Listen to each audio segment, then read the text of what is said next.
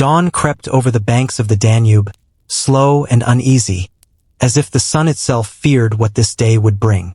Thick clouds rolled in from the south, dark and swollen, gathering over the river like a warning written across the sky. The wind carried the scent of rain, and something else, tension, a heaviness, a feeling that the Kingdom of Hungary was standing on the edge of a cliff it could no longer step back from. At the water's edge, the young king, Louis II of Hungary and Bohemia, stared across the murky river. Only 20 years old, wrapped in a cloak far too heavy for his thin frame, he looked less like a ruler and more like a boy trapped inside a crown. The storm clouds seemed to mirror the weight pressing on his shoulders. Some had whispered it for years, but now the truth stood unmistakable. The Ottomans were coming, and nothing could stop them. Louis had known this day would arrive.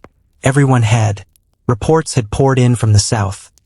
Burning villages, broken fortresses, desperate riders crawling into Buda with news of entire towns swept aside like dust. Sultan Suleiman had left Istanbul months ago with an army so large that travelers said the earth shook beneath its march. The very sky darkened with the smoke of its camps. Yet Hungary, once proud and strong, was not ready. The Danube rippled as the wind picked up, splashing against the stone piers of the palace dock. Louis closed his eyes. He could feel the storm rising, but it was the storm beyond the horizon that terrified him more. The year was 1526, and Hungary was standing alone against one of the greatest empires the world had ever seen. Inside the palace at Buda, the halls were quiet. Too quiet. Nobles walked in hushed circles, armor clinking softly under embroidered coats, their faces pale with worry. For years they had argued, fought, and ignored the growing threat from the east. Now, as the sky turned darker by the hour, their regrets were impossible to swallow. Louis moved through them like a ghost, hearing the whispers he was never meant to hear. He is too young. The treasury is empty. The nobles will not unite. We cannot win. Each sentence felt like a blade sliding between his ribs. But what hurt most was the one whisper he could not deny. We should have prepared long ago. Louis entered the council chamber, its long wooden table covered with maps, letters, and frantic reports. The doors closed behind him with a hollow thud. His generals rose to bow, though their eyes betrayed the truth. They did not trust that a boy king could save their dying kingdom. Your Majesty, began the Palatine Istvan Bathory, his voice strained. The Ottomans crossed the Drava River 2 days ago. They advance with terrifying speed. Another commander, Tomas Nadesti, slammed a fist onto the table. We warned the nobles. We begged for unity. But half the kingdom refused to bring their armies. Some prepare to flee. Others cling to their lands like fools. Louis listened, heart pounding. He wanted to shout at them, to remind them that they had ignored him for years. But he kept his voice steady. How many soldiers can we gather? He asked. Bathory swallowed hard. 25,000, perhaps. Louis stared at the map before him. The Ottomans had more than 70,000, led by Suleiman himself, a man known not only for power, but for ambition carved into every decision he made. 25,000 against 70,000. A boy against an empire. A storm gathering against a kingdom already drowning. Louis felt his hands tremble beneath the table. Outside, the storm finally broke. Thunder rolled across the sky like distant cannon fire. Rain drummed on the palace roof, cold and merciless. Servants rushed to close the shutters, but the wind shoved against them as if trying to force its way inside. Louis stepped alone into the courtyard, letting the rain soak through his cloak. His horse shifted nervously beside him, sensing the tension in the air. He remembered being crowned at 10 years old. The kingdom had celebrated him as a symbol of hope. But hope had slowly dissolved into fear, then into bitter arguments among nobles who believed more in their own pride than in their king. Hungary was divided when it needed to be united, and now it would pay the price. Lightning split the sky, illuminating the city of Buda. Its towers, its markets, its homes. It all looked so peaceful, so fragile, so unaware of the storm marching toward it. Louis whispered to himself, "I am responsible for all of this." But deep down, he knew that responsibility was scattered across the entire kingdom. Every noble who refused to help, every fortress left unmanned, every warning ignored. Still, it was he who would stand at the front lines. He who the people would blame if Hungary fell. He who history would remember. As evening approached, the storm shifted, turning the sky a deep red over the Danube. Louis returned to his chambers, where a single candle burned on his desk, its flame flickering wildly in the draught. A messenger arrived, breathless and shaking. Mud clung to his boots. "Your Majesty, Osijek has fallen. The Ottoman vanguard is only days away." Louis dismissed him gently, then sank into his chair. His throat felt tight, his chest heavy. The walls of his room seemed to shrink around him. 2 days until Hungary faced its greatest enemy. He thought of his queen, Mary of Habsburg, far away in Potsdam. He had urged her to leave Buda, desperate to keep her safe.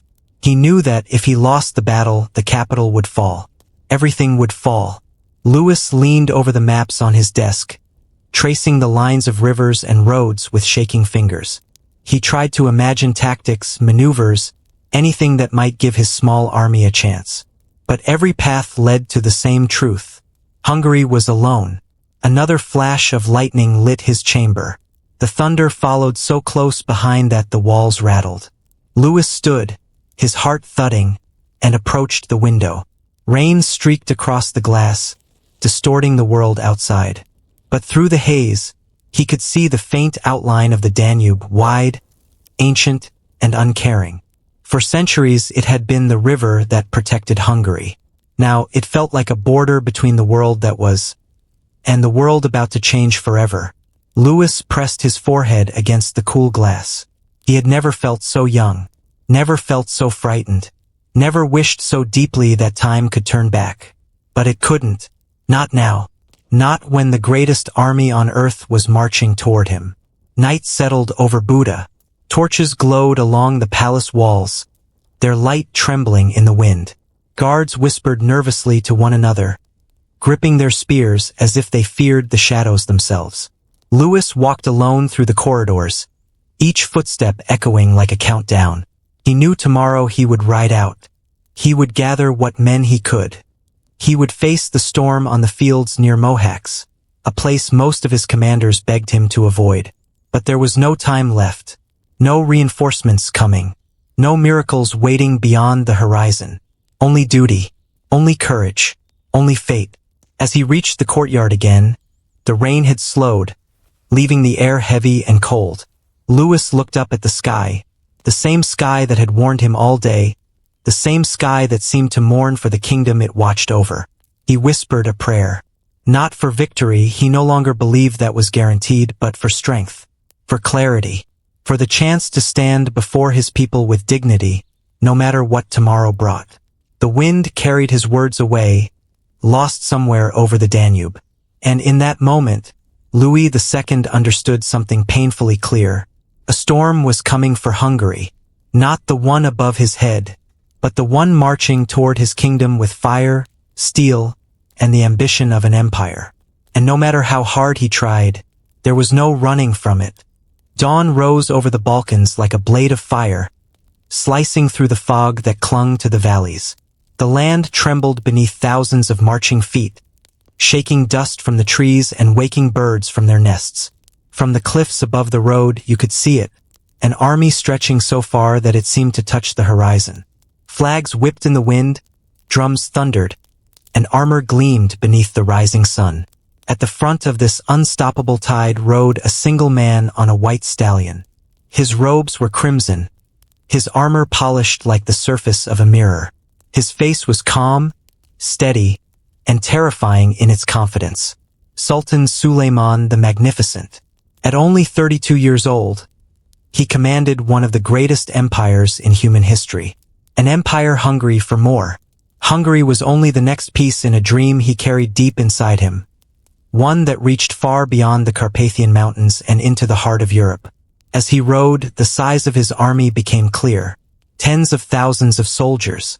elite Janissaries, endless ranks of Sipahi cavalry, massive cannons pulled by teams of oxen, engineers, blacksmiths, medics, scouts, even cooks and scribes. It wasn't a force marching to battle. It was a moving city built for war. The ground vibrated with every step. Travelers who passed by later swore that they felt fear grip their bones before they even saw the banners. This was the shadow falling over Hungary, and it was growing larger with every mile. The road ahead wound through burned villages. Farmhouses lay in splintered heaps. Smoke curled from the remains of barns and stables. Dogs wandered the ruins silently, searching for any sign of their vanished owners. Suleiman watched the destruction with no expression. It wasn't cruelty that made him silent. It was purpose. Every village that fell reinforced a single message. The empire was coming, and nothing would stop it. Behind him marched the Janissaries, the elite infantry of the empire, trained since childhood, loyal only to the Sultan. They moved as one, their boots striking the earth in perfect rhythm. Their muskets rested on their shoulders, freshly polished. Their faces were calm, almost emotionless. To them, this wasn't a war. It was destiny. One Janissary, a veteran named Hassan, walked with steady steps. His eyes flicked across the hills, always watchful. He had survived battles from Rhodes to Belgrade. But this campaign felt different, larger, more final. He remembered the whispers among the officers. After Hungary, the gates to Europe will open. It was a dream that frightened even him. As the column moved deeper into Hungarian territory, Suleiman's scouts returned with their reports. The Hungarian defenses were weak, their nobles slow to respond, their fortresses undermanned, their king young and uncertain. Suleiman listened quietly, his face unreadable. Then he nodded. "Good," he said softly. "Let them come unprepared." He gave a simple order, one that would define the fate of the entire region. "Move faster." The army surged like a living river. Drums beat louder. Officers shouted commands through the columns. Dust rose in great clouds behind them, coating every soldier in a layer of gray. From miles away, peasants saw the dust and froze. Some ran into the forests. Others gathered what little they owned and fled north. Many simply fell to their knees, praying. For them, the shadow of Suleiman was not just the shadow of an army. It was the shadow of history turning sharply toward them. At noon, the army stopped at a ruined Hungarian outpost. Nothing more than charred timbers and crushed stone. Suleiman dismounted, stepping across the broken ground. His boots crunched on blackened earth. His Grand Vizier, Ibrahim Pasha, approached him. "The Hungarians were here only days ago," he said. "They fled when they heard we were coming." Suleiman kneeled beside a burned shield bearing the coat of arms of Hungary. He brushed ash from its surface, revealing the faded emblem. "Fear," he murmured, "is the strongest ally we have." Ibrahim bowed his head. "And their king? Have our spies confirmed his movements?" Suleiman stood. "Yes, he is gathering troops near Mohacs." Ibrahim hesitated. "A bold choice for him, a dangerous place for us." A faint smile touched Suleiman's lips. "Dangerous places," he replied, "are where empires are made." The army marched again that afternoon, pushing hard across muddy fields and rolling hills. Rain began to fall, soft at first, then pouring in sheets that turned the roads into rivers of brown water. Soldiers slipped and cursed, horses struggled, wagons tilted dangerously. But the army did not stop. Even through the storm, the drums kept beating. Even in the downpour, the Janissaries marched in flawless formation. Even as the ground became a swamp, the Sultan rode forward, letting the rain soak into his cloak. To the soldiers watching him, he looked like a figure carved out of iron, unmoving, unbroken. Hassan wiped rain from his eyes, glancing toward the front of the column. "If he keeps going," he muttered to a younger Janissary beside him. "Then so do we." The young soldier nodded, though fear flickered in his eyes. "What waits at Mohacs?" he asked. Hassan didn't answer for a long moment. Then he spoke quietly, a kingdom ready to die, and a king too young to save it.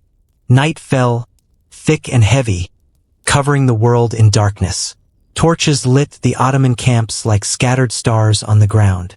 Fires crackled. Soldiers rested under tents soaked with rain. Steam rose from wet armor. Horses snorted and stamped their hooves. Suleiman sat in his command tent, staring at the map spread before him. The Danube, the Drava, the roads leading north, and the small mark where Mohacs waited like an open door. The storm outside battered the tent walls, but inside, everything was still. Ibrahim entered quietly, bowing deeply. "My Sultan, the men are tired. The march has been long." Suleiman looked up, eyes calm. "So has ours. But we did not cross continents to rest." He tapped the map with one steady finger. "Here. This is where the kingdom of Hungary will end." A silence passed between them, heavy, cold, final. Outside, lightning split the sky. It lit the faces of soldiers sharpening blades. It lit the cannons lined up like sleeping beasts. It lit the endless rows of tents stretching far into the night. The shadow of the empire had fully entered Hungary. And now, nothing stood between Suleiman and the young king waiting to face him. At dawn, the storm cleared. Mist rose from the fields, curling around the soldiers' feet. The cold air bit at their skin. The army prepared for another day of marching. Suleiman mounted his horse again, raising his hand. The drums thundered. The columns shifted. The march toward Mohacs began with renewed force. From the hills above, the sight was overwhelming, an empire moving like a single organism. Below the sound of marching feet, one truth echoed louder than the rest. The shadow of Suleiman was not just coming for Hungary, it was coming to reshape Europe itself. And the young king across the river had no idea how close the storm already was.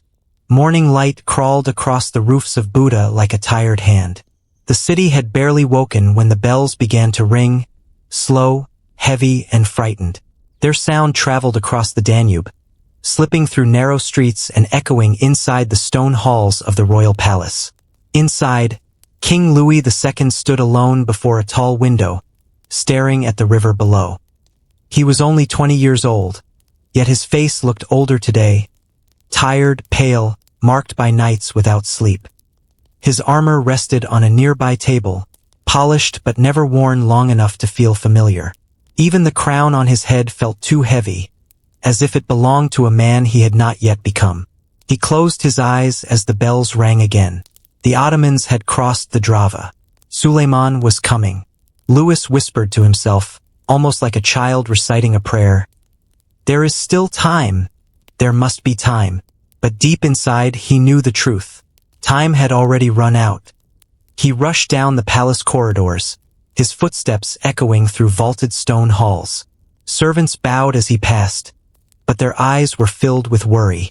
Even they could feel the weight of what was coming. Louis pushed into the council chamber where Hungarian nobles stood in heated argument. Their voices crashed together like waves in a storm. Accusations, demands, excuses. "We must wait for reinforcements." "No, ride out and meet them. Our troops are scattered. We should fall back to the defenses." The young king stepped forward, raising his hand. "Enough." The room fell silent. Louis's voice trembled, but he forced it steady. "Gentlemen, the Ottoman army is days away. We cannot keep arguing.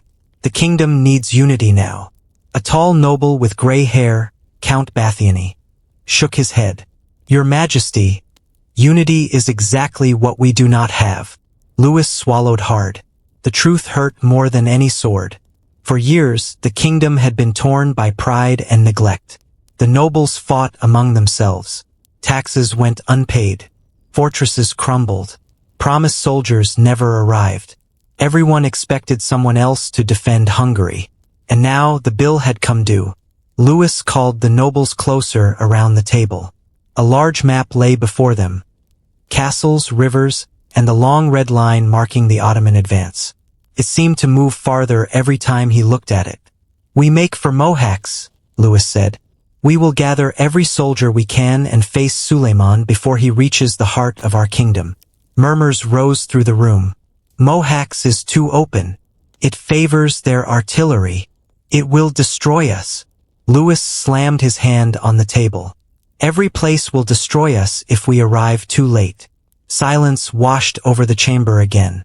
Louis looked around at the faces of men who had known him since he was a boy. He searched for support, for hope, for anything. But he saw only fear. Fear, and the realization that some of these men doubted whether Hungary could survive at all. By noon, Louis was in the palace courtyard, watching soldiers gather for the march.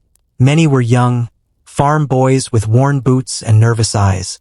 Others were veterans with scars crossing their faces and armor patched again and again. Each man carried the same expression. They had been called too late. A young cavalry officer rode up beside Louis. "Your Majesty, reports confirm it. The Ottomans are advancing faster than expected." Louis clenched his jaw. "Then we must move faster still." But even as he said the words, he knew speed wasn't the real enemy. Time was. The royal army began its march south that afternoon. The Danube shimmered beside them as they followed its curves. Villagers stepped out of their homes, watching silently as the king rode past. Some crossed themselves. Others bowed. A few simply stared, too exhausted, too hopeless to react. Louis kept his gaze forward. In those faces, he saw the truth he couldn't say aloud. These people didn't believe they would ever see him return. By evening, the army stopped near a small village half-abandoned. Its roofs blackened from old raids. Smoke drifted through the air from dying fires. Louis dismounted, moving among his soldiers as they set up camp. An old farmer approached him, gripping a wooden cane. "Majesty," the man said, bowing deeply, "will you save us?" Louis hesitated. For a moment, he wasn't a king. Just a scared young man carrying a burden too heavy for his shoulders. "I will try," he answered softly. The old man nodded slowly. Trying is all a man can do. But sometimes, even a king must know when fate has already chosen the ending. Louis watched him return to his home, those final words sinking like stones in his chest. Later that night, thunder rumbled across the countryside. Rain began to fall, soft at first, then pounding the tents with violent force. The Hungarian camp turned to mud. Horses reared. Soldiers huddled near dying fires. Inside his tent, Louis sat alone, staring at a candle as it flickered in the storm. Letters lay scattered across the table. Pleas sent to nobles who never answered, warnings ignored, allies who abandoned their promises. He thought of his father, who had died when Louis was a child. He thought of the crown forced onto his head at the age of 10. He thought of every moment where he might have changed course but didn't know how. The storm outside cracked with lightning, lighting the sky in white fire. Louis whispered to the empty tent, "What if I fail them all?" No answer came. Just the wind, just the rain, just the silent truth that even kings can feel helpless. By dawn, the storm cleared. Mist rose from the ground. The army moved again. Slower now, burdened by mud and exhaustion. Louis pushed them forward. They reached the plains near Mohacs on the third day. The land stretched wide and open, a flat valley framed by distant hills. The grass swayed in the morning breeze. It was peaceful, too peaceful. The commanders rode out to inspect the field. Count Tamori, the archbishop-turned-general, approached Louis with a grim expression. "This place gives us little cover," Tamori said, "but it gives us speed. If we attack first, perhaps we can break them before their full strength arrives." Louis studied the valley. It was beautiful, quiet, innocent, and it would soon be a grave. He nodded. "Then we will hold here." The words felt heavy, as if they carried the fate of every soul in Hungary. That evening, as the sun dipped below the hills, Louis walked alone across the field. The sky burned orange, fading into purple. Crickets chirped softly. A warm wind brushed against his face. For a moment, he let himself imagine a different world. One where he had more time, more unity, more strength, More years to grow into the king Hungary needed. But dreams were easy. War was real. As darkness settled across the plains, Louis looked toward the south, toward the direction Suleiman was marching from. The direction where thunder of boots and cannon wheels would soon echo. He whispered into the wind, "So, this is where I make my stand." Night embraced the camp. Soldiers sharpened blades. Priests murmured prayers. Some men wrote last letters to families they had no hope of seeing again. Louis returned to his tent. The candle flickered once more in the dark. Tomorrow the storm of Suleiman would arrive, and the young king, carrying a kingdom on his shoulders, would meet it face to face. Time had abandoned him, but courage would have to do. The morning fog rolled over the wide plains of Mohacs like a gray, suffocating blanket, hiding the horror that was to come. The Danube shimmered faintly in the distance, its calm waters mocking the storm of steel and blood that would soon sweep across its banks. Horses pawed the mud, snorting clouds of steam into the chill air, while men adjusted their armor, the clanging sound strangely fragile against the vast silence of the plain.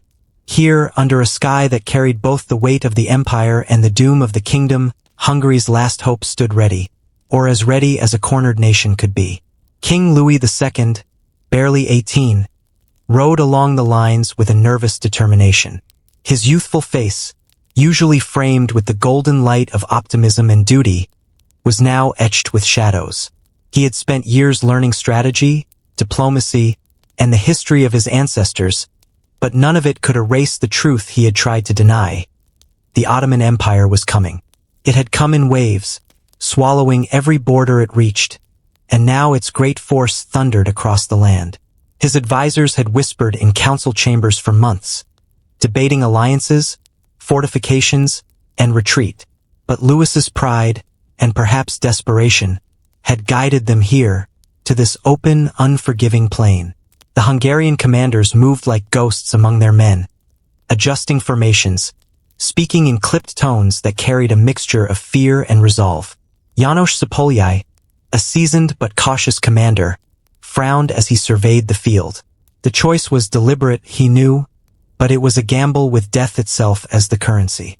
The terrain offered no cover, no hills to shield their flanks, no forest to retreat into, only flat, open ground stretched for miles, perfect for Ottoman cavalry, perfect for their cannons, perfect for destruction.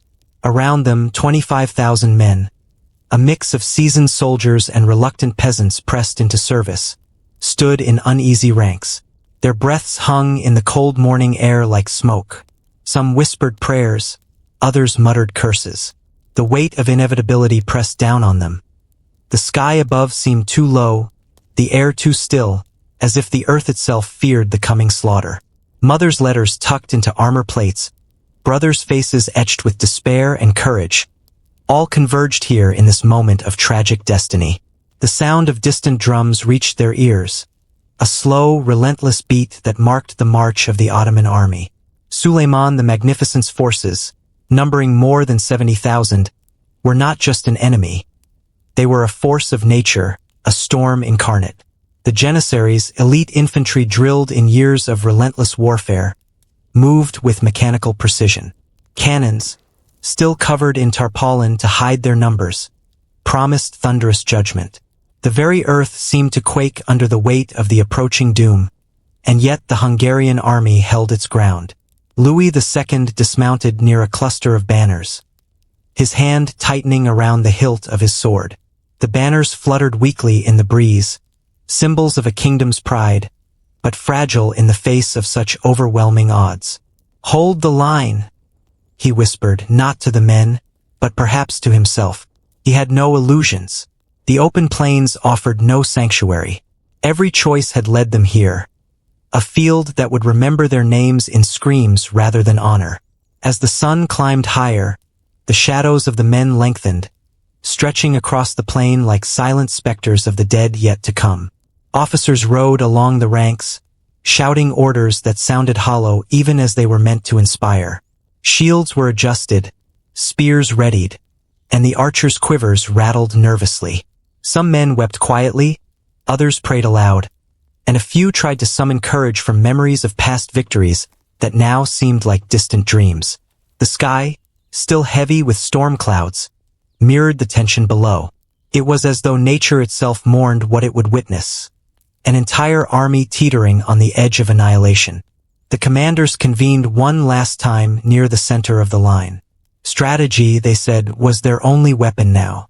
The flanks were to hold, the center to absorb, and the cavalry would strike like lightning, hoping to turn the tide, hoping to carve a gap in the Ottoman lines. Sapoliai's eyes were haunted. He had seen campaigns before, seen the cost of underestimating the enemy, and yet here he was, about to lead men into a battlefield chosen with cold calculation but lacking any real advantage. Even as they prepared, whispers spread among the ranks. Tales of the Ottoman army's ruthlessness traveled faster than the morning wind. Soldiers spoke in hushed tones of Janissaries who executed with precision, of cannons that shattered walls and bodies alike, and of Suleiman himself, who was said to lead with both genius and cruelty. The fear was tangible, an invisible fog wrapping around each man, making his armor feel heavier, his sword colder. Yet, courage is often born in the shadow of terror, and despite the dread, the soldiers held their ground. As noon approached, the plains seemed to breathe with anticipation. Horses pawed the dirt, raising clouds of dust that drifted like specters above the soldiers' heads. The Danube reflected the clouds in uneasy ripples, the river's calm in stark contrast to the tension on the field. Every heartbeat felt amplified. Every glance along the line revealed a mix of youth, fear, and grim resolve. The men were exhausted, having marched days before, yet they knew that retreat was no longer an option. To run would invite the fury of the Ottomans in ways that would leave no survivors. Then a ripple passed through the Hungarian army, a silent understanding that they were not merely defending land, but the memory of a kingdom. Fathers, brothers, sons, and sons yet unborn depended on them. Each man, armed with whatever weapon he could hold, drew strength from this fragile hope. Louis II mounted his horse again, surveying the lines one last time, the crown of youth trembling slightly atop his head. He was a king not of choice, but of circumstance, and the burden pressed down like a millstone. The field, open and merciless, awaited the collision of two worlds. On one side, a kingdom desperate, proud, and terrified. On the other, an empire unstoppable, precise, and ruthless. There would be no gentle meeting, no soft reckoning. Only fire, blood, and the cruel mathematics of war. Mohacs, they would later say, was a plain chosen by fate to be a graveyard before the first arrow was loosed. In the moments before the clash, silence fell briefly over the ranks. Soldiers glanced at one another, eyes meeting in wordless questions. Will we survive? Will we be remembered? The wind picked up, lifting dust and the scent of sweat into the air, carrying with it the promise of carnage. Somewhere in the distance, a horse neighed, a final warning of the storm about to break. And then, as the first Ottoman drums echoed across the plain, the Hungarian army understood the terrible truth. The field of Mohács was not a place to fight. It was a stage for tragedy. Every man knew this, every heart beat faster. And yet, for pride, for honor, for Hungary itself, they would stand. They would face the oncoming tide, knowing that this day might mark not just a battle, but the end of a kingdom's soul. The plains waited silently. The crows circled high, as if sensing the history about to be written in blood. And King Louis II, barely a man but already a symbol, tightened his grip on the reins. The field of no return had been chosen, and there was no turning back. The sun had barely risen when the air itself seemed to explode with fury. The plains of Mohács, once quiet and expectant, now trembled under the rhythm of thousands of hooves and the measured, relentless beat of Ottoman drums. Smoke rose from the distant horizon, where Suleiman's army advanced like a living, breathing monster. Cannon smoke curling like serpents, banners snapping violently in the wind. The Hungarian soldiers stood rigid, their breath misting in the cold morning air, hearts hammering with a mixture of fear and resolve. There was no more time to pray, the storm had arrived. King Louis II, barely 18, felt the weight of every man around him, every life entrusted to his command, pressing down like a crown of iron. He gripped the reins of his horse so tightly that his knuckles whitened, and the young king's eyes darted across the field.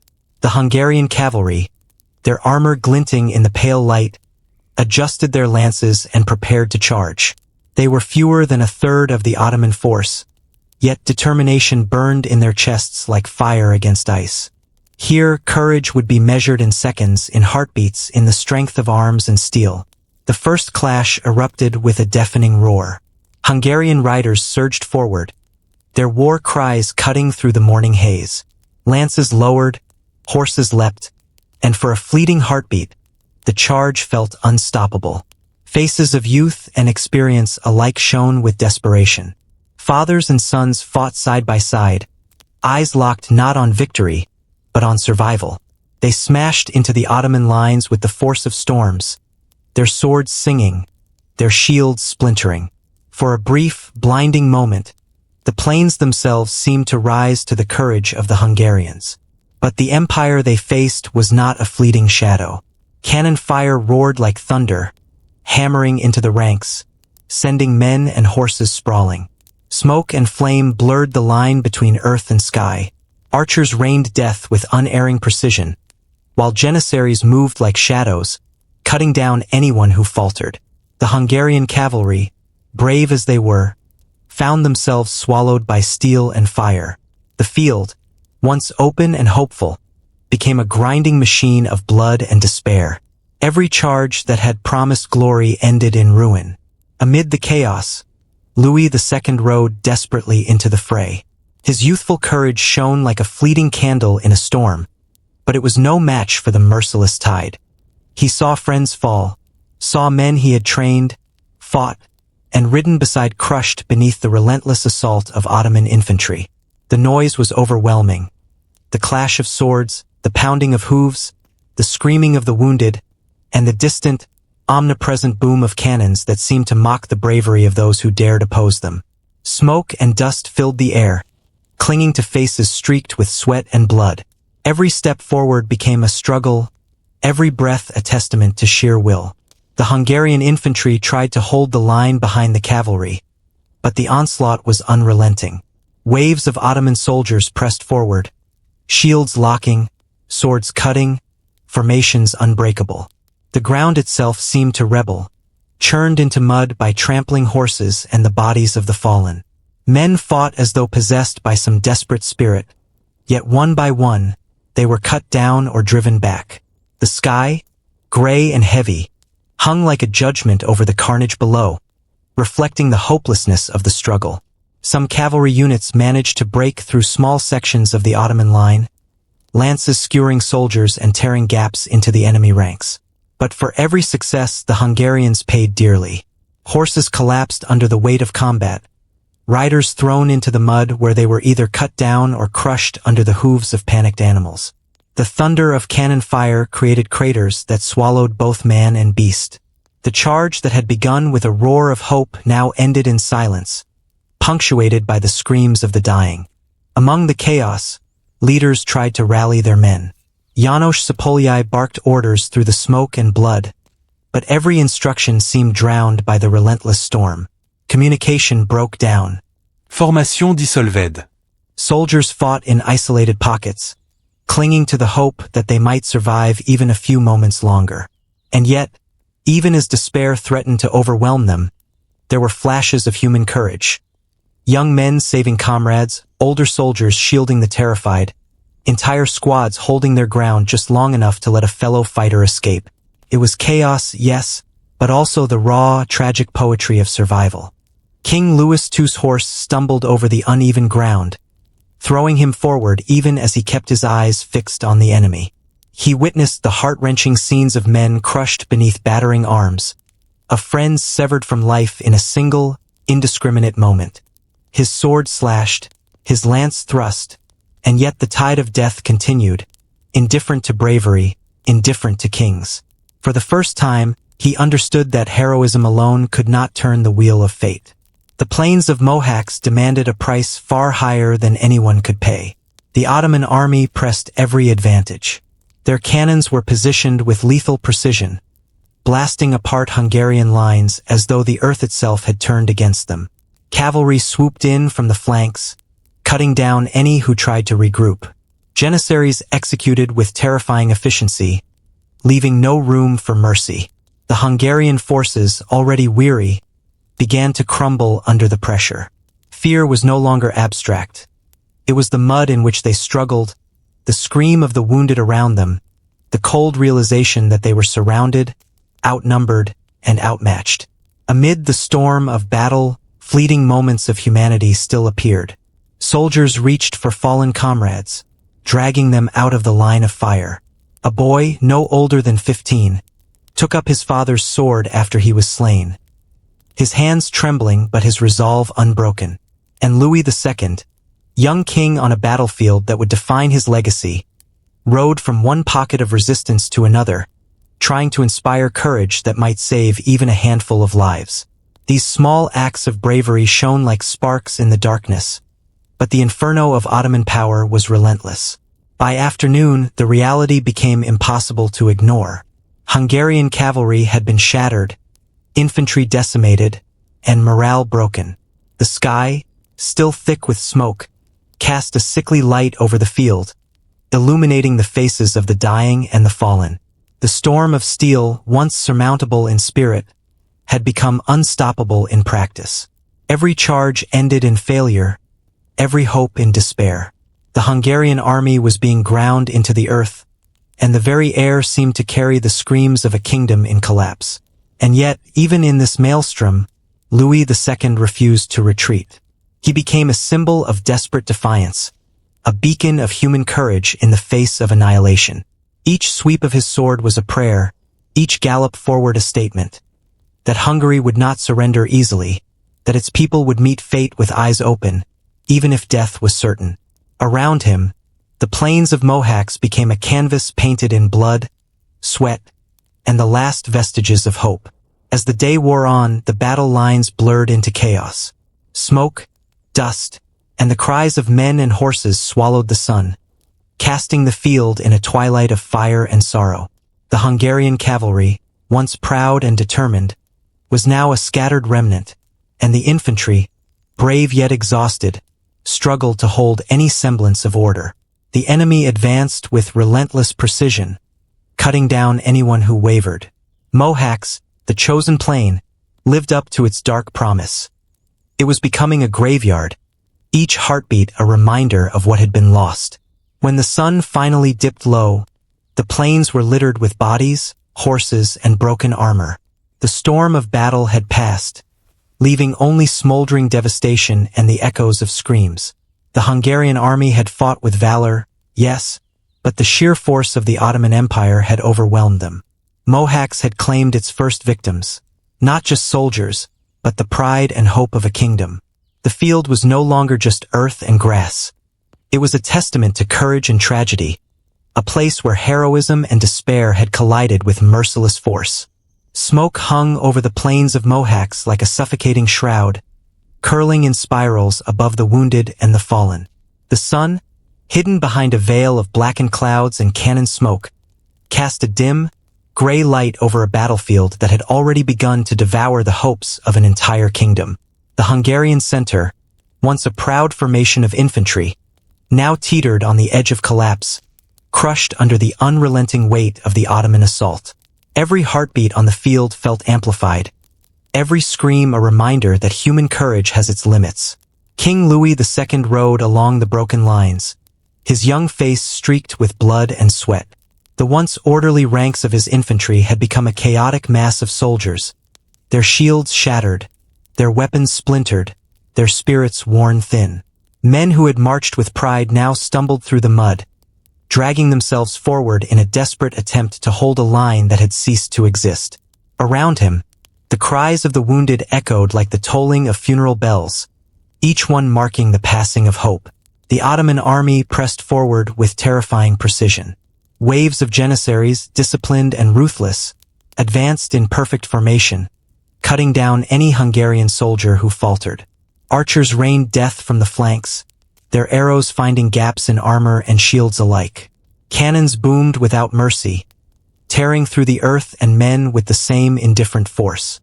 The battlefield had become a furnace of fire and steel, and the Hungarian infantry, trapped between the advancing tide and the remnants of their cavalry, began to crumble. For the men of Hungary, fear was no longer a distant concept. It was tangible, a living thing that clawed at their throats and weighed on their hearts. Fathers held trembling sons, whispering prayers that mingled with curses. Brothers tried to shield each other from the relentless barrage, only to be torn apart by the merciless chaos. And through it all, the young king pressed forward, a symbol of courage and desperation, knowing that every soldier he could inspire might delay the inevitable by a few precious moments. The collapse began slowly, almost imperceptibly, as small gaps in the line widened into chasms of despair. Soldiers fell in droves, trampled by panicked comrades or cut down by Ottoman swords. Mud and blood mixed beneath their feet, swallowing men like quicksand. The cries of the wounded filled the air, a harrowing chorus of agony that no prayer could silence.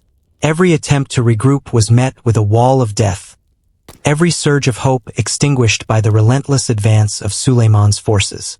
Louis II fought in the center with a desperate valor, his sword flashing in the dim light, cutting down enemy after enemy. He became a beacon amid the devastation, a symbol that Hungary had not yet surrendered its soul. Yet even his courage could not stem the tide. The infantry, already exhausted, could not maintain formation under such sustained pressure. Shields splintered, weapons broke, and men fell into the mud, their lives ending in silence or screams that were quickly swallowed by the din of battle. The air itself seemed to conspire against the defenders. Smoke, dust, and the acrid smell of gunpowder filled their lungs, making it difficult to breathe, to see, to fight. The sound of cannon fire became a relentless drumbeat, a cadence of death that echoed across the plains. Horses screamed as they fell, men screamed as they were struck, and the ground, churned into mud and blood, offered no sanctuary. The center of Hungary's army had become a killing field, a place where courage and valor were meaningless against overwhelming force. Yet amid the horror, moments of human resilience flickered like fragile flames. A soldier lifted a fallen comrade, carrying him out of the path of the relentless advance. A group of archers held their ground, sending volleys of arrows into the enemy ranks even as the men around them fell. And Louis II, though barely more than a boy, refused to retreat, urging his soldiers forward, his voice cutting through the cacophony like a blade. These acts of bravery, however small, could not alter the inevitable. They were sparks in a storm that would consume everything. As the day wore on, the Hungarian center disintegrated completely. The Ottoman army flowed through the gaps, crushing what remained of the infantry beneath a tide of steel and fire. Cannons tore apart formations, horses trampled fallen men, and swords cut through armor as if it were paper. The ground was littered with bodies, shields, and broken weapons, a grim testament to the futility of resistance. Mohacs had become more than a battlefield. It was a monument to human suffering, a landscape etched with the cost of pride and defiance. Louis II found himself surrounded by the remnants of his army, a handful of soldiers clinging to life in the mud and blood. He saw the faces of young men who had marched with him, now pale and haunted, some staring blankly into the smoke, others crying out for fathers, brothers, or mothers who would never answer. The weight of command pressed down upon him, heavier than any armor. He had led his people into the jaws of destruction, and now he faced the bitter truth. The Hungarian center, the heart of the kingdom's defense, had fallen. The Ottomans, sensing the collapse, pressed their advantage with merciless efficiency. Cavalry swept through the broken lines, cutting down stragglers and capturing prisoners. Janissaries moved methodically, leaving no room for reprieve. Every man who had once believed in the strength of Hungary now understood that courage alone could not withstand the precision and power of an empire at the height of its might. Mohács was no longer a battlefield, it was a graveyard in motion. Yet even in defeat, the human spirit persisted. Soldiers fought to the last breath, refusing to surrender even as the world around them collapsed. A handful of knights formed a shield wall, buying time for civilians and wounded soldiers to flee. A young boy, barely able to lift a sword, struck down a soldier twice his size, driven by fear and adrenaline. These flashes of bravery, though fleeting, reminded all who survived that Hungary's soul had not yet been extinguished, even if its army had been broken. By late afternoon, the center of the Hungarian army was nothing more than a memory, a smoldering scar on the plains of Mohács. Smoke rose from fires set by cannon blasts, mingling with the cries of the wounded and the occasional thunder of distant cavalry charges. The battlefield was littered with the remnants of valor, broken armor, shattered lances, and the lifeless bodies of those who had stood their ground with unshakable courage. The center had fallen, and with it, the heart of Hungary's defense. Louis II, still mounted and still fighting, understood that the final hour was approaching. The collapse of the center meant that retreat was impossible, that escape was a fleeting illusion. Yet he refused to yield, his youth and determination a stark contrast to the ruin around him. He had led his people with courage, he had inspired them to stand in the face of overwhelming odds, and though the center had fallen, the memory of their resistance would endure beyond the smoke and blood. As the sun dipped toward the horizon, casting a gray pall over the plains, the Hungarian center lay in ruin. Mohács had fulfilled its grim promise. The battlefield was a tapestry of sacrifice, courage, and tragedy, etched into the earth with the blood of men and the screams of the fallen. The collapse of the center was not merely a military defeat. It was a moral and emotional reckoning, a moment when the human cost of pride and defiance became impossible to deny. And yet, even in the ashes of collapse, the story was not over. King Louis II, barely a man, rode forward, his heart heavy but unbroken. The center had fallen, but the kingdom still breathed through those who survived. The battle was far from over, and the final chapters of Mohács were yet to be written in fire and blood. Smoke and dust choked the plains of Mohács, curling into the sky like black fingers clawing at the sun. The air was thick with the metallic stench of blood and gunpowder, a scent that would haunt the survivors for the rest of their lives. Cannon fire still boomed in the distance, echoing across the open field where bodies, friend and foe alike, were strewn in grim testimony to the day's carnage. Here, in the heart of despair, rode a boy king barely 18 years old. Louis II of Hungary, mounted and unyielding, his eyes fixed on a horizon that offered no mercy, only the roar of an empire in relentless pursuit. The center had already fallen. The once proud formations of infantry lay broken, trampled into mud, or cut down by Janissaries and Ottoman cavalry. Hungarian cavalry had been shattered. Small pockets of resistance flared briefly, only to be extinguished in waves of disciplined enemy attacks. Yet Louis, young and burdened beyond his years, refused to yield. He understood, as perhaps no one else could, that his kingdom's fate rested not only on strategy or numbers, but on the courage that he could embody in this final hour. Mounting his horse with a determination bordering on despair, Louis rode into the maelstrom. Around him, the plains were alive with chaos. Men fought and fell, horses reared and screamed, and the screams of the dying rose above the roar of artillery. Every glance revealed horror, yet also sparks of human resolve. Soldiers clutched each other's hands in fear and defiance. Young knights swung swords with shaking arms, driven by loyalty and terror alike. It was a battlefield transformed into a crucible of humanity, where courage was measured in seconds and every heartbeat carried the weight of a kingdom. Louis's charge was not reckless in ignorance. It was a calculated defiance, a statement that the soul of Hungary would not bend quietly before conquest. He spurred his horse forward, sword raised, rallying the remnants of his men to follow. For a fleeting moment, the wind carried the cries of hope, the roar of a kingdom refusing to die quietly. The young king became a figure both tragic and heroic, a living symbol that even in the face of overwhelming annihilation, humanity can assert its will, however fleetingly. The Ottoman forces reacted with swift precision. Cannons thundered, sending horses and men sprawling. Janissaries, moving like shadows of death, surrounded the charge, cutting off escape routes and slashing down anyone who dared to advance. Yet Louis pressed on, weaving through the chaos, his horse leaping over fallen bodies, his sword cutting a path through the fog of war. Each swing was a prayer, each thrust a plea to history. Remember us, remember our courage, remember our defiance. The young king's bravery inspired those around him. A handful of soldiers, battered and bloodied, surged forward to support him, clinging to the hope that one last act of heroism might turn the tide. Faces of comrades, young and old, flashed through Louis's mind. Their loyalty, their fear, their courage. The charge became more than a military maneuver. It was a testament to the human spirit in extremis, an attempt to etch meaning onto a day that would otherwise be remembered only in blood. But the tide of fate was inexorable.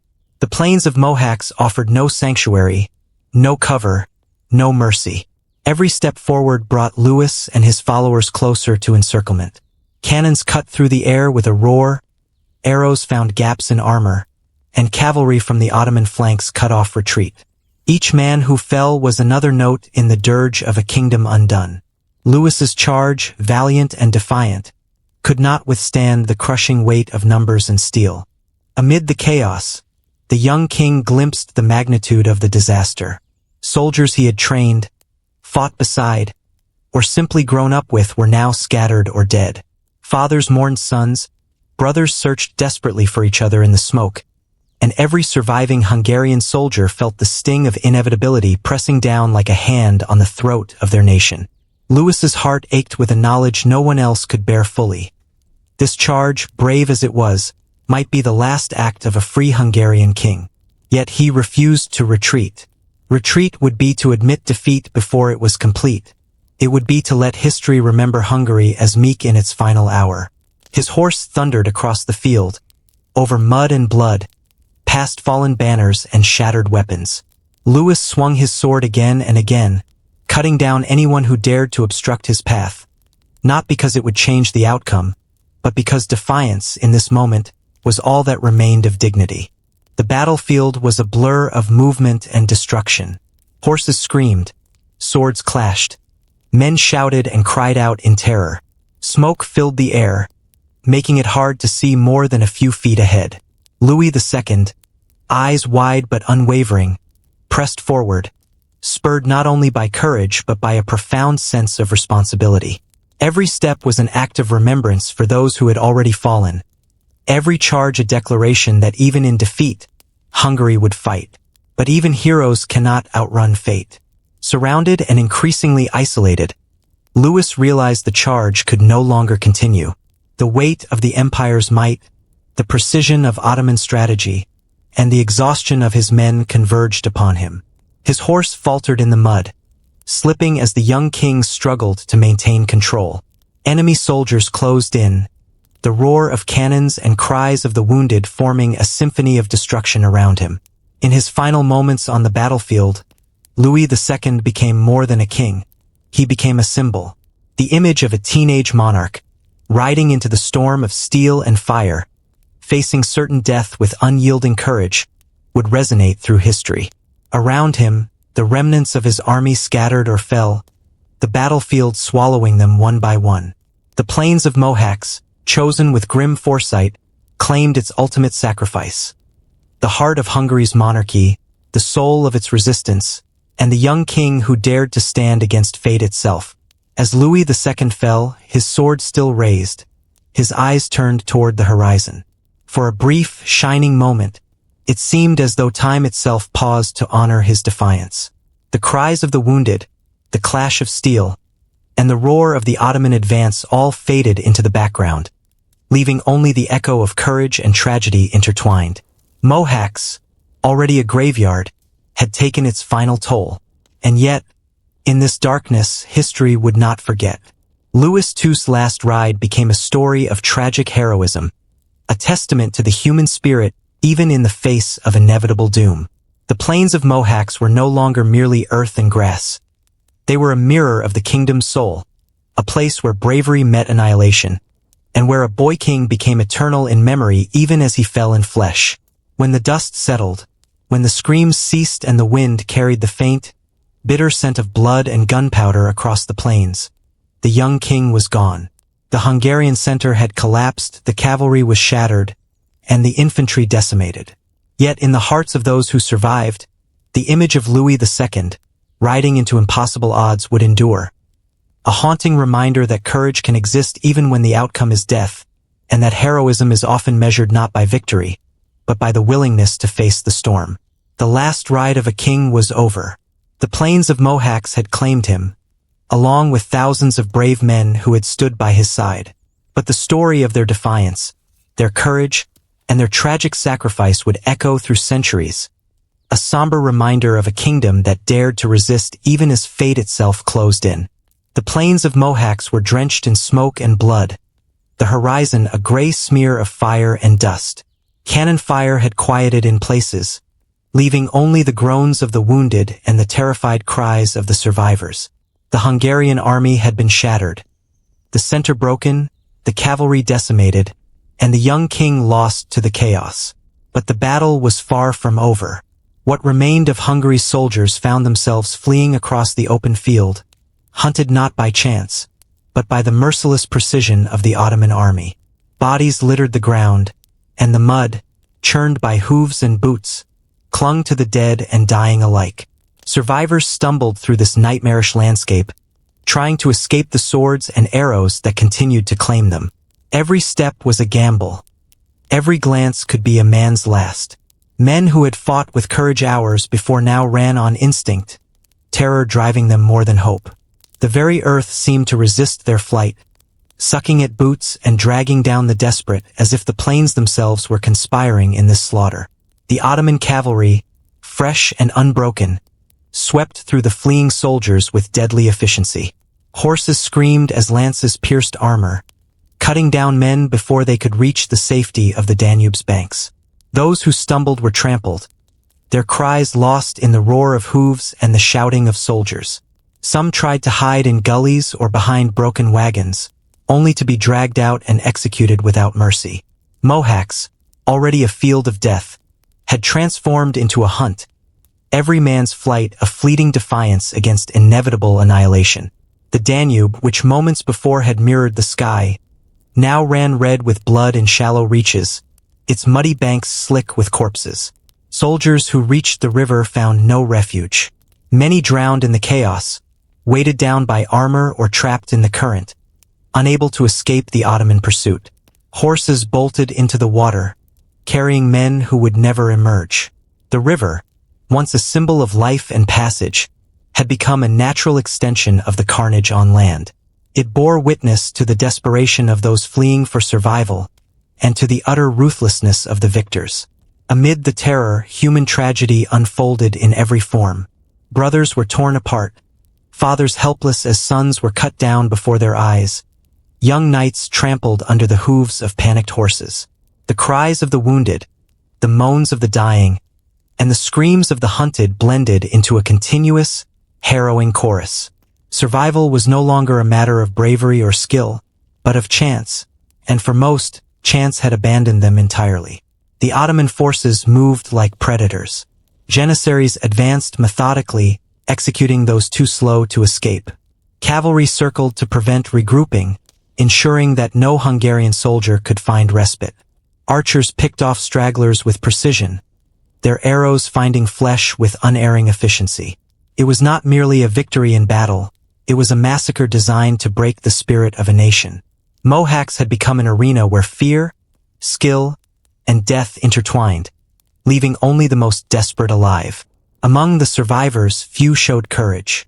A handful of soldiers formed small clusters, desperately fighting off pursuit as they tried to reach the Danube's relative safety. Some drowned, some were cut down at the water's edge, and those who did survive carried with them the indelible horrors of what they had witnessed. Their hands shook, their clothes soaked in mud and blood, their faces pale with exhaustion and grief. They had survived, yes, but at a cost that would haunt every waking moment of their lives.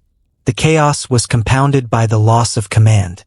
With King Louis II dead, and the Hungarian leadership scattered or slain, there was no one to rally the troops. Every soldier was left to fend for himself, to navigate the killing fields alone. In those moments, the plains of Mohács became not a battlefield, but a place of judgment, where courage, strategy, and loyalty were meaningless in the face of overwhelming force. Survival required nothing more than instinct, and even that failed many. Civilians caught in the aftermath were not spared. Villagers who had fled to the battlefield's edge were dragged into the carnage. Homes and outbuildings burned in the distance, smoke rising like a silent witness to the scale of destruction. The human cost extended beyond soldiers. It touched every corner of Hungarian life, scattering families and leaving grief in every town and village. Mohács was not merely a military defeat, it was a societal rupture, a wound that would take generations to heal. As the day wore on, the hunt continued. Ottoman soldiers moved with ruthless discipline, ensuring that no one escaped easily. Survivors who had reached the riverbank were forced back, driven into small pockets where resistance was impossible. Those too weak to flee were slaughtered without hesitation. Mohács had become a theater of unrelenting death, a grim testament to the merciless efficiency of Suleiman's forces. The Hungarian army, once proud and brave, was no more than a scattering of desperate men and a handful of bodies left to be mourned. Amid this horror, fleeting acts of humanity still appeared. A soldier might shield a friend from a lance, a mother might drag a child to relative safety, or a small group might fight back long enough to escape. These moments, though brief and rare, offered glimpses of resilience amid the overwhelming tragedy. Yet for every act of courage, 10 more lives were extinguished. The plains of Mohács had become a crucible of suffering, a place where heroism and tragedy existed side by side, inseparable and eternal. By evening, the massacre was largely complete. Smoke hung low over the plains, and the cries of the living were drowned by the silence of the dead. The ground was a grotesque patchwork of mud, blood, broken armor, and shattered weapons. Horses wandered aimlessly among the fallen, their riders gone. The river carried the dead downstream, a silent witness to the chaos and destruction that had unfolded. Mohács had lived up to its grim reputation, transforming from a battlefield into a mass grave, claiming tens of thousands of lives in a single, unrelenting afternoon.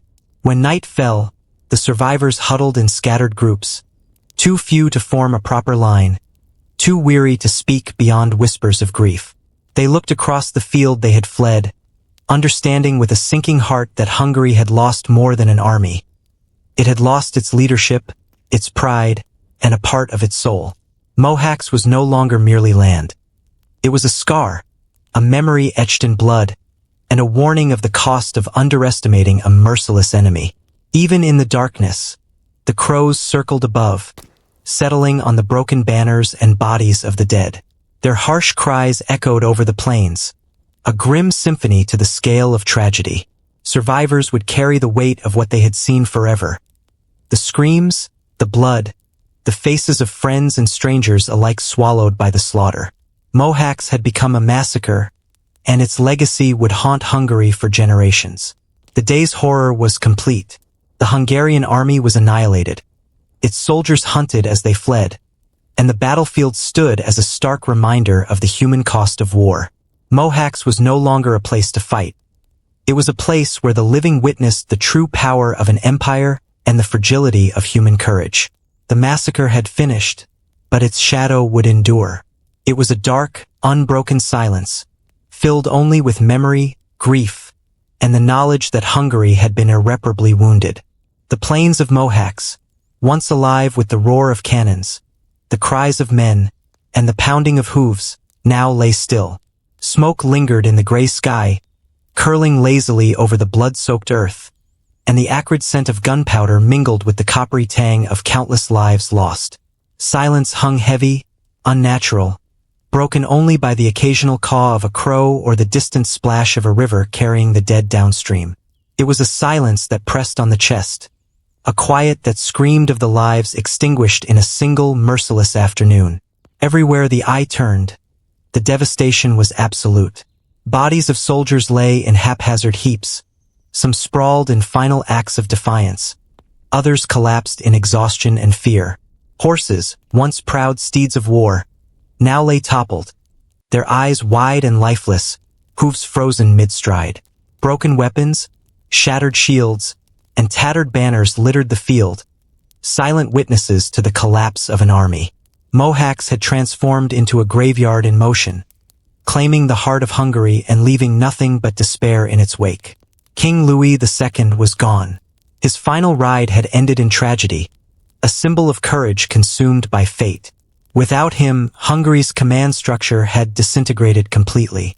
Generals, knights, and nobles, men who had once embodied leadership, strategy, and the hope of their kingdom, lay dead among their men or scattered in the mud, their authority rendered meaningless. The battlefield was a tableau of human cost, a scene that spoke not of glory but of irreversible loss. Among the survivors, the few who remained moved like ghosts, stumbling through the carnage. Their faces were pale, their clothes soaked in mud and blood, and their eyes reflected the shock of having witnessed the destruction of everything they had known. Some wandered in disbelief, searching for comrades who would never answer, for the orders that would never come, for the safety that no longer existed.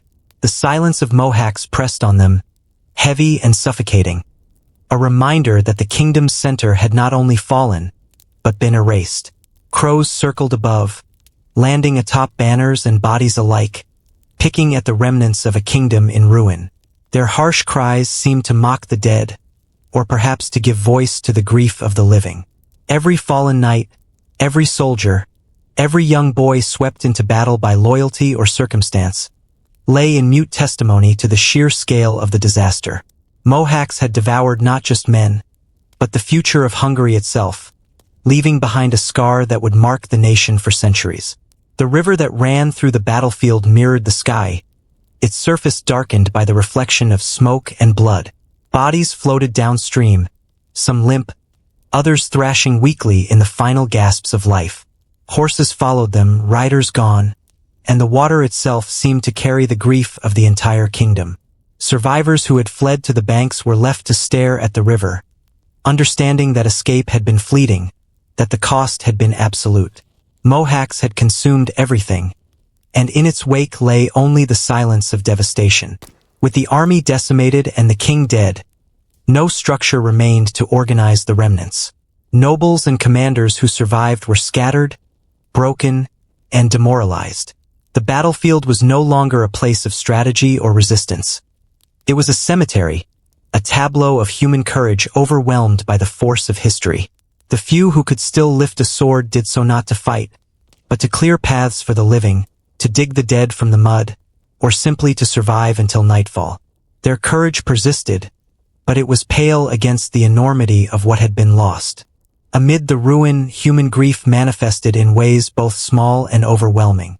A soldier sat weeping over the body of a friend, his hands shaking as he traced the lifeless face of someone who had shared bread, laughter, and fear in the hours before annihilation.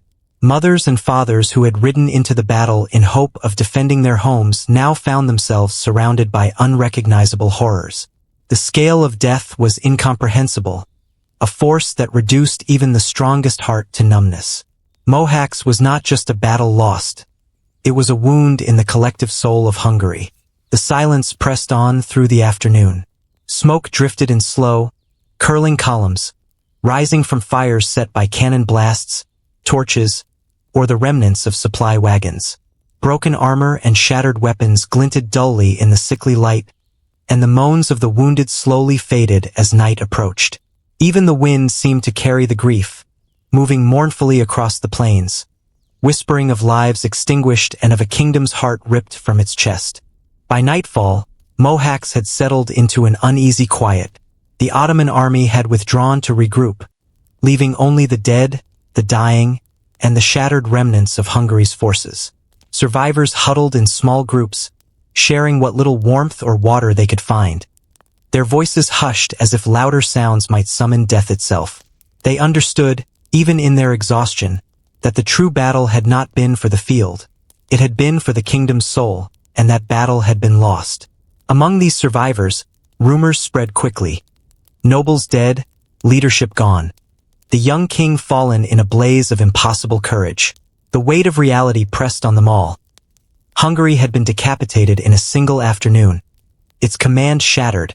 Its people left to confront both fear and uncertainty. Mohács was not merely a battlefield. It was the threshold of a nation's mourning. The quiet before the storms of political collapse and foreign domination would arrive. In the eerie stillness, those who had survived began to grasp the scale of their loss. Families searched for the missing. Friends called for comrades who would never answer. And the wounded clutched at what they could not save. Mohács had been a massacre, a slaughter that went beyond strategy or courage, and now, in the silence, it demanded reflection. Every broken banner, every corpse, every broken sword spoke of ambition, defiance, and the tragic cost of standing against overwhelming force. The crows, ever watchful, continued their circling, settling occasionally on fallen bodies as if marking the field with the finality of judgment. The river carried the dead, and the plains, once alive with hope and determination, were reduced to a tapestry of mud, blood, and sorrow. Survivors, though few, bore witness to the enormity of the slaughter, understanding that history would remember this not only as a military defeat but as the day a kingdom lost its soul. In the quiet aftermath, Mohács stood as both witness and monument. The day's battles were over, but their consequences stretched far beyond the field. The Hungarian leadership had been annihilated, the army destroyed, and the hope of immediate resistance extinguished. Yet in the hearts of those who lived, the bravery of Louis II and the soldiers who fought against impossible odds remained. Mohács would remain in memory as a place of courage and tragedy intertwined, where the silence after the sword spoke louder than any battle cry ever could. The plains had fallen silent, but the echoes of that afternoon would reverberate through centuries. Hungary was left leaderless, demoralized, and vulnerable, the horrors of Mohács etching themselves into the nation's consciousness. The silence was not peaceful. It was the oppressive weight of loss, a reminder that courage alone could not save a kingdom, and that the cost of defiance was sometimes unbearably high. News traveled slowly across the shattered lands of Hungary, but when it arrived, it hit like a thunderclap. King Louis II was gone. Mohács, the plains once alive with banners, horses, and the roar of battle, had claimed him. Entire armies had been annihilated, and with the king's death, the heartbeat of the kingdom had stilled. Across the countryside, nobles trembled, peasants wept, and every town and village understood, in a moment of cold clarity, that Hungary was unmoored, vulnerable, and leaderless. In the castles and manor houses, panic took root. Advisors whispered in trembling voices, unsure who could claim authority, unsure whether anyone could rally the remaining forces. Families of soldiers awaited news that would never come, sending messengers across devastated roads, only to find that the answers were lost in the smoke of Mohács. Nobles argued over succession, some seeking power, others paralyzed by grief. Without a king to command loyalty or impose order, Hungary became a nation suspended, caught between despair and the threat of conquest. Peasants, who had borne the burdens of taxation and war, faced the consequences of the defeat firsthand. Fields lay untended, villages destroyed, and families torn apart by loss. Fathers returned from Mohács empty-handed. Mothers searched for sons who would never return, and children looked upon a world suddenly unrecognizable. The absence of leadership transformed fear into chaos, and in the villages, the sorrow of Mohács became a living, breathing presence, an invisible shadow over every home. In Budapest and other centers of power, courtiers and officials grappled with a terrifying question. Who would lead? Nobles with distant claims fought quietly and violently for influence, their loyalty to the crown fractured by ambition. Every decision seemed tainted by fear, every council clouded by the memory of the slaughter. The halls that once resonated with the presence of a ruling king were now silent, echoing only the uncertainty of a nation without direction. Hungary was adrift, a ship broken upon a sea of mourning. Meanwhile, news of the defeat spread beyond Hungary's borders. Neighboring kingdoms watched with calculated interest, sensing an opportunity to expand influence or seize territory. The Ottomans, having secured victory at Mohács, paused only to consolidate their gains before pressing further into Hungary. The vacuum left by the king's death was a beacon to both friend and foe, and in every corner of the kingdom, the consequences of leadership lost became painfully clear. Survivors of Mohács arrived in scattered groups, carrying with them stories of horror, heroism, and devastation. Their tales were punctuated by the silence of those who had not survived, the absence of comrades who had fallen in mud, river, or fire. In towns and villages, these stories were met with disbelief and grief, reinforcing the magnitude of loss. Hungary's army was not merely weakened. It was gone, replaced by a void that no single noble, advisor, or soldier could fill. Amid this chaos, some attempted to cling to hope. A handful of leaders tried to organize militias, to defend remaining towns, and to protect the peasantry. Yet these efforts were fragmented and desperate, often thwarted by rival ambitions or the sheer scale of destruction left in Mohács' wake. Without the king to unite them, Hungary's defenders were like scattered leaves in a storm, unable to form a coherent force capable of resisting future threats. Courage alone could no longer shape events. It could only prolong survival for a few more hours or days. The cultural and moral impact of the king's death weighed heavily on the nation. Louis II had been young, yes, but he embodied the continuity of the crown, the hope of resistance, and the dignity of leadership. His loss was not merely a military blow. It was the shattering of a symbol, the sudden removal of a figurehead around whom loyalty, identity, and unity had coalesced. Hungary, without its king, was left to confront not only enemies at its borders but also the fracture within its own society. Even in despair, the human spirit flickered. Villagers tried to rebuild, communities clung to each other, and messengers carried news of survivors across the kingdom. Yet every step forward was haunted by the memory of Mohács, the cries of the dying, and the absence of the king who had once inspired them. The vacuum of leadership magnified the terror and grief, and Hungary teetered on the edge of collapse, not at the hands of a single enemy, but because its people had been stripped of guidance, hope, and direction. In some towns, rumors of resistance grew, whispers of new leaders stepping forward, but these were fragile sparks. Without unity, without the authority of the crown, these efforts often dissolved into squabbles, petty rivalries, or retreat. Hungary's fracture was not only geographic but psychological, a splitting of trust and cohesion that would take years to mend. The fear seeded by Mohács extended far beyond the battlefield, infiltrating the hearts of commoners and nobles alike. Every decision was weighed against the memory of blood, mud, and death. The political landscape of Hungary became a mirror of the battlefield, chaotic, broken, and raw with loss. Nobles jockeyed for power, each fearful of being left behind, each aware that the Ottomans' gaze was upon them. Peasants, stripped of protection, struggled to survive amid the ruins of villages and farms. Survivors of Mohács wandered, traumatized and aimless, attempting to piece together some semblance of life. Hungary, a kingdom rich in history and culture, faced the stark reality of vulnerability and decay. By the end of the first week after Mohács, it became clear Hungary had entered a new era, one defined by absence and uncertainty. The kingdom was no longer united under a king's hand. It was a patchwork of grief, ambition, and fear. Every hill, river, and village seemed to echo with the memory of the slain, a constant reminder that leadership, courage, and hope had been swept away in a single violent day.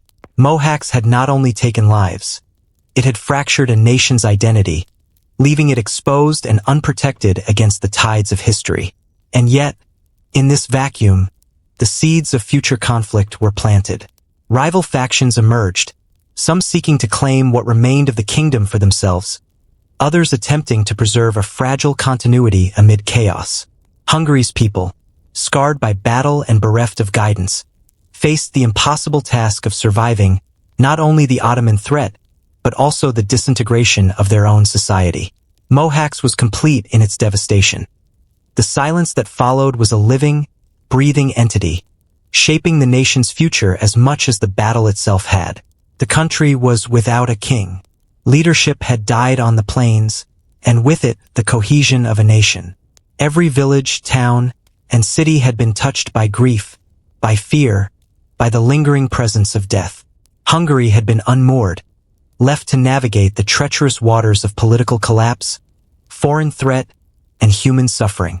Mohács had not merely been a battlefield. It was the point at which a kingdom lost its center, its courage, and the sense of direction that a monarch provides. The nation's heartbeat faltered, and the silence after the sword stretched far beyond the plains, echoing through every valley, town, and soul. Autumn winds swept across Hungary, carrying the chill of death and the heavy scent of smoke from burned villages. Mohács was still a fresh wound, its fields a graveyard, its rivers carrying the lifeless bodies of a kingdom's sons. And yet, beyond the shattered plains, an empire advanced with relentless precision. Suleiman the Magnificent, triumphant and unrelenting, rode at the head of the Ottoman forces, his eyes set on the heart of a nation now defenseless, leaderless, and raw with grief. The news of Mohács had traveled faster than the survivors.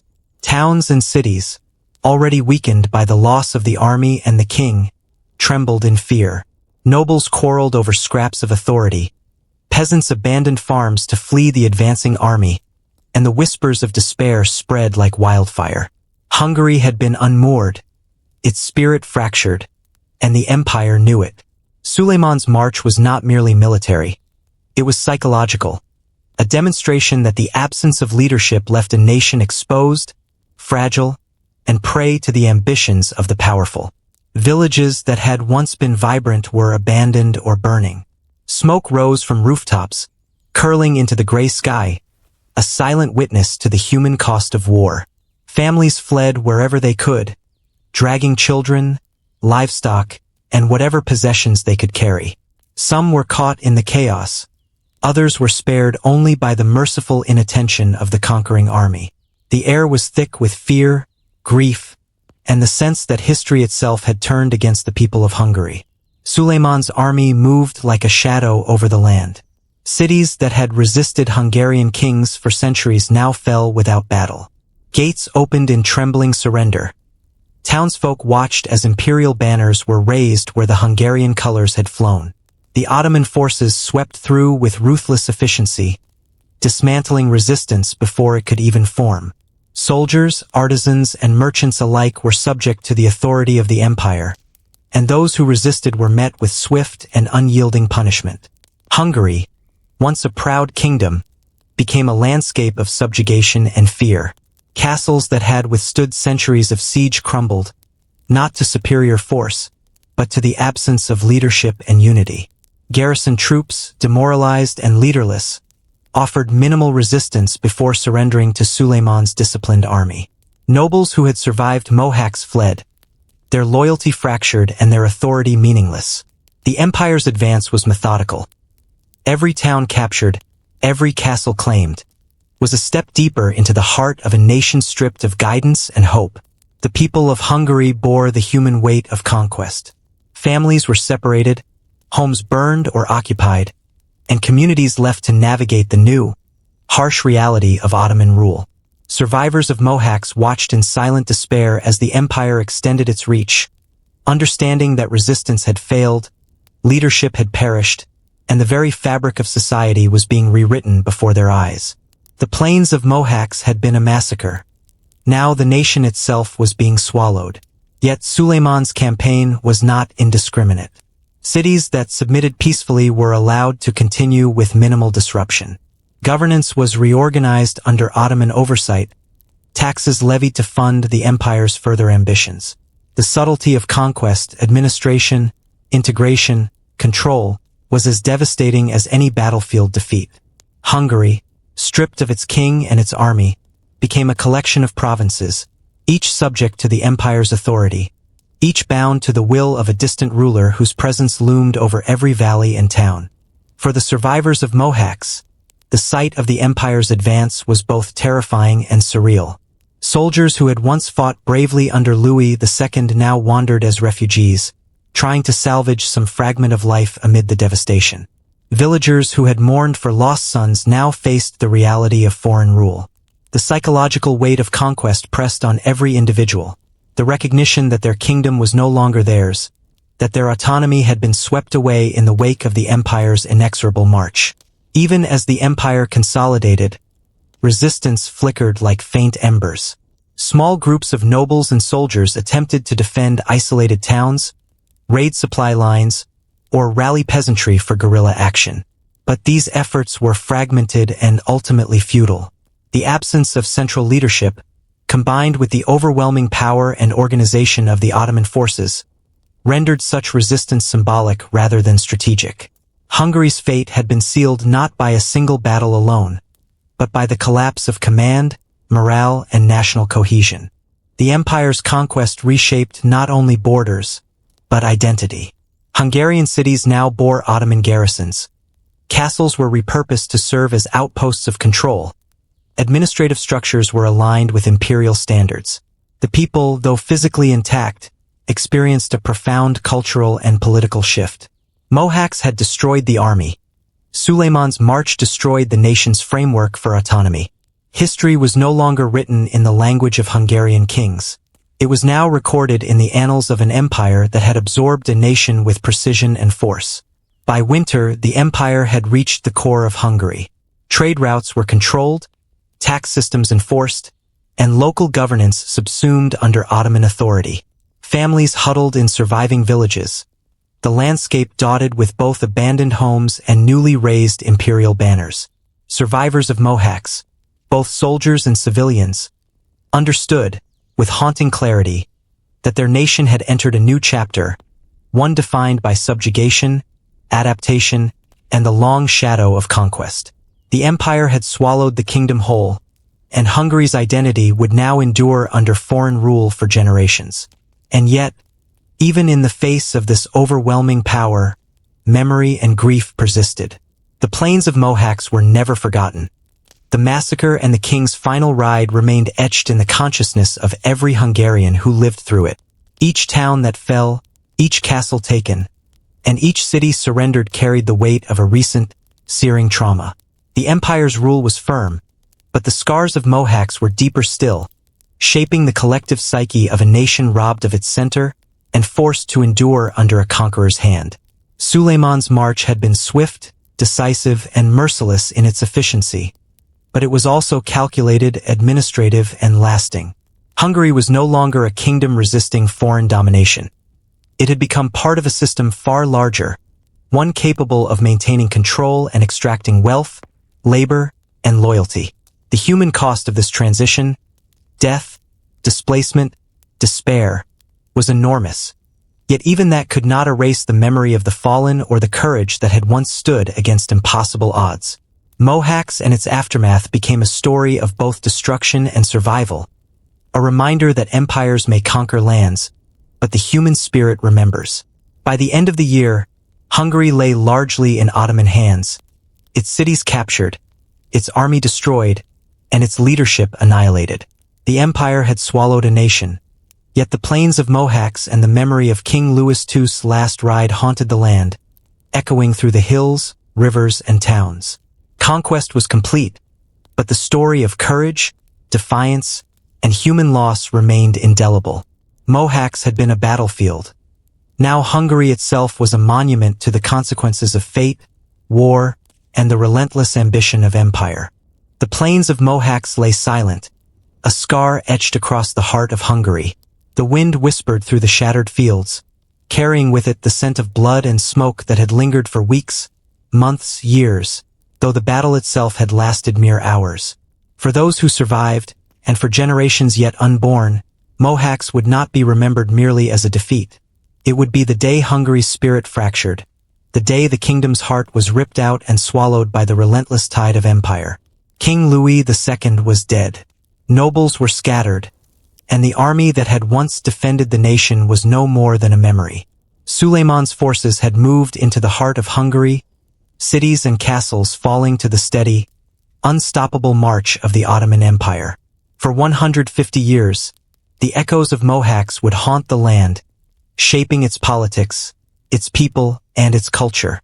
The day had not only taken lives, it had taken a nation's sense of self, leaving a wound that would never truly heal. In towns and villages, survivors tried to rebuild, but every brick laid, every field plowed, bore the shadow of the massacre. Families counted missing sons, brothers, and fathers. Children grew up knowing their parents, uncles, and grandparents had witnessed horrors beyond imagination. The countryside, once alive with the rhythm of daily life, now carried the silent weight of grief.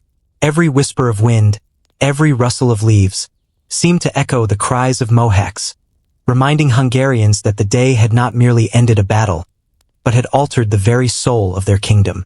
The trauma was not confined to those who had seen the battlefield. News of Mohacs traveled fast, carried by word, letters, and rumor. Cities farther from the front shivered as stories reached them of slaughtered soldiers, drowned in rivers, or trampled in mud. The young king's final ride became legend, a symbol of courage and futility, a heroic spark extinguished too soon. Parents told their children of the bravery, of the defiance, yet also of the cost, ensuring that the memory of loss remained alive, an inheritance of sorrow and resilience. Politically, Hungary was unmoored. The king was gone, the nobles were fractured, and rival factions vied for influence over what little remained. The empire had absorbed the country, carving it into provinces, installing governors, and enforcing tribute and obedience. Local leaders attempted resistance, but without unity or coordination, their efforts were doomed. The map of Hungary had been redrawn, but the hearts of its people were still tied to a memory of sovereignty and pride, a past violently stripped away in a single afternoon. Even as the Ottomans consolidated power, cultural memory kept the wound fresh. Songs were sung of Mohacs, tales told of the fallen, and monuments raised to honor bravery amid catastrophe. Every village knew the names of the young knights who had charged into hopeless battle, of the fathers who had stood between their families and death, and of the soldiers who fled, only to be hunted down by an enemy as relentless as fate itself. Mohacs became a lens through which Hungarians understood courage, loss, and the human cost of empire. Economically and socially, the kingdom struggled. Farms lay abandoned, trade routes disrupted, and towns left vulnerable to raids or new governance. The populace faced not only the immediate consequences of loss but the long-term challenge of survival under foreign rule. Villages were repopulated slowly, cities rebuilt painstakingly, and families that had been torn apart by battle struggled to reweave the fragile threads of life. Yet even amid occupation, the memory of Mohacs acted as a quiet force, shaping identity and inspiring quiet acts of defiance, culture, and remembrance. The psychological impact of Mohacs rippled for generations. Children grew up with stories of the plains, of the king who fell, and of the massacre that had broken the kingdom. Survivors carried the trauma in their eyes, their posture, their hesitation to trust the world around them. Every Hungarian understood that the day had altered the trajectory of their nation, that the future they faced was built on loss, resilience, and the weight of memory. The battle was over, but its shadows were long, stretching across centuries like a dark, unyielding tide. Yet even in the bleakness, the human spirit endured. Secret acts of resistance persisted, families preserved traditions and language, and local leaders sought ways to protect their people from the full weight of occupation. Mohacs had broken armies and kings, but it had not extinguished the essence of Hungary. The plains became a place of remembrance, the river a symbol of sorrow, and the memory of the fallen a reminder that courage existed even in the face of impossible odds. Historians would later look back and name the day the death of a nation. Yet for Hungarians it was more than a label. It was lived experience. The day had left wounds that were political, social, and emotional. It had taken the king, crushed the army, fractured leadership, and allowed an empire to absorb a kingdom almost without resistance. But it had also left stories, memory, and the enduring courage of those who fought, survived, or simply lived through it. Mohacs was a tragedy, but it was also a testament to human endurance in the face of overwhelming loss. As the 16th century progressed, the shadow of Mohacs influenced every corner of Hungary. Alliances shifted, new rulers claimed authority, and battles continued on the fringes.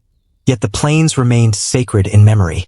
Survivors returned in pilgrimage to the river, to the hills, to the mass graves, leaving tokens of remembrance, songs, and prayers. The day had ended more than a battle. It had ended the sense of invincibility, the belief in unshakable national security, and the notion that courage alone could preserve a kingdom. The empire had swallowed the nation, but the heart of Hungary remained. Mohacs became a point of reflection, a reminder that history could be cruel, but that people endured, adapted, and remembered. Across villages, towns, and cities, the memory of the day shaped the stories parents told, the culture preserved, and the identity passed to each generation. The blood-soaked plains were not just a place of death. They were a repository of memory, sacrifice, and the indomitable human spirit. And so, the day that broke a kingdom did not end its story. Hungary would endure through occupation, suffering, and centuries of political turmoil. Mohacs remained a wound, but one that kept alive the memory of bravery, loyalty, and loss. The kingdom was shattered, its heart torn out, yet even amid devastation, the human spirit persisted. The day was a turning point, a scar on the nation's soul, and a haunting reminder that history's cruelty is relentless, but never absolute. Mohacs, the blood-soaked river, the silent plains, the hunted survivors, became more than a battlefield. It became a symbol of courage extinguished, of a nation swallowed, and of the human cost that echoes long after the swords are sheathed. It was a day that broke a kingdom, yet in breaking it, it forged a memory that would endure, a story of tragedy, resilience, and the unyielding pulse of a people who refused to be forgotten.